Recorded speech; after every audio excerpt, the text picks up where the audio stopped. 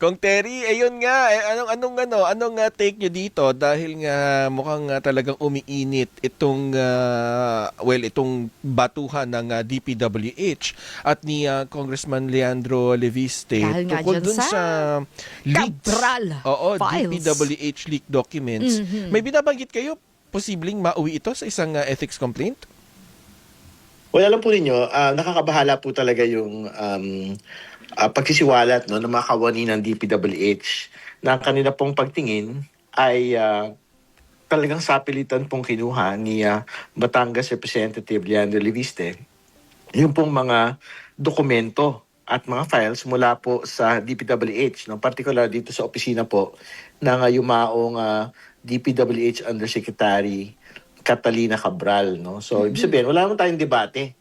Na talagang dapat we have to get to the bottom of the details of what is being called as Cabral files. No? Pero hindi din natin pwedeng palagpasin kung totoo nga itong sinasabi na parang illegal or without authority, ito pong obtaining po ng mga dokumento ni Congressman Leviste. Kasi may mga proseso naman ho tayo para sa mga ganyan po eh. Kumbaga, at gusto natin malaman mula sa DPWH officials and staff mismo, ano ho ba talaga nangyari nung araw po na yon na bumisita po si Congressman Leviste sa kanila pong opisina. Totoo ba na nagkaroon ng agawan ng mga dokumento? Totoo ba na nagkaroon ng pagtatalo? Hindi ba? Totoo ba na nagdala lang naman ng pizza si Congressman Leviste nung pong araw na yun sa DPWH? At yun yung una. Pangalawa, very important ho talaga na talaga matuldukan na.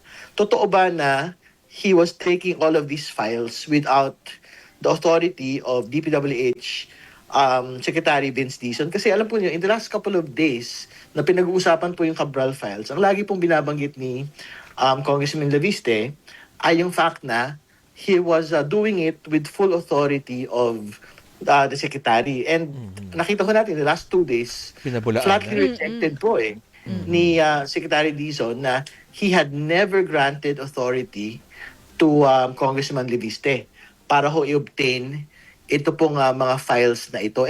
Ang problema ho talaga natin dyan, yung pong credibility ng disclosures ni Congressman Leviste ay nakabatay ho talaga dito sa binabanggit niya na he had taken authority from Secretary Dizon himself. So parang, anong gagawin natin ngayon? Kinuha mo pala yung files na wala kang authority from the person that you said that you have gotten the authority from. Hindi ba? So, ina-expect ko natin na in the next couple of weeks, pwede pong yung mga DPWH officials or staff, no, na talaga pong nabahala dito sa bagay po na ito, pwede pong mag-file ng ethics complaint against Congressman Leviste or any citizen. Pwede po nga mag-file din po ng ethics complaint against him for this particular taking of files from the DPWH office. Kung Terry, yung mga pautay-utay, yung mga pakonti-konting paglalabas ng mga paisa-isang paglalabas ng mga dokumento, na may insinuation na meron na agad illegal o mali siya doon sa mga numerong yun, ano namang masasabi mo? Kasi okay lang ilabas mo pero kumbaga merong parang may insinuation na ito na, parang illegal na itong mga ano na to, transaction na to, yung mga numero na to, na allegedly insertions.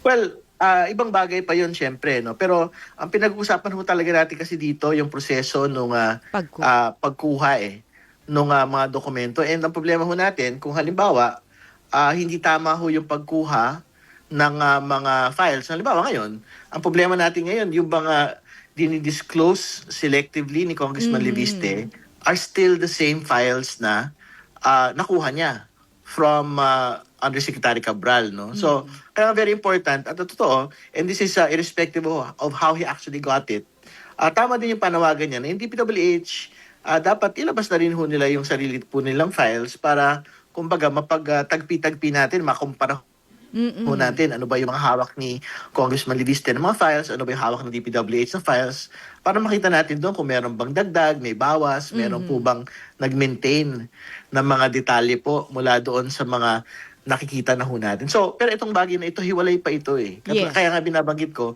yan, tama yan, it is subject to public scrutiny kasi kung sino ho yung talagang matamaan dyan at mapangalanan dyan, eh talagang they will have to explain themselves, no? Pero ang problema ho natin kasi, kung hindi ho natin alam kung tama ba yung pagkakakuha at pangalawa, kung authentic ba yung dokumento, kawawa naman ho yung mga napapangalanan ho mga personalidad.